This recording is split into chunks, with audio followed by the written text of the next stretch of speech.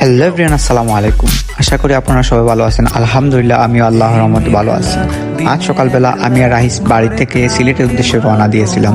হঠাৎ করে রশিদপুরের ধারে এমন পরিমাণ বৃষ্টি দিল, আমরা গিয়ে মধুবনে ঢুকলাম। ঢুকার পরে আমাদের কাপড় চোপড় ভিজে গেল, আর রাহি বুট ভিজে পানি ঢুকে গেল। তারপর তার বুট খুলে পানি ঝাড়লো। আমরা অনেকক্ষণ সময় ওয়েট করতে করতে আর বৃষ্টি থামার কোনো কথাই নেই। তারপরে আমরা আবারও রওনা দিলাম। গিয়ে তেল পাম্পে গিয়ে তেল ভরলাম গাড়িতে। তারপরে আবারও আমরা সিলেটের উদ্দেশ্যে রওনা দিলাম। আর যারা যারা বৃষ্টিতে বাইক রাইড করেন তারা অবশ্যই হেলমেট ব্যবহার করবেন, কারণ যখন বৃষ্টি এসে চৌকে পড়ে তখন অনেক জ্বালাতন করে। আর বৃষ্টির সময় রোড অনেক পিছলা থাকে, তখন বাইকটা স্লিপ করে।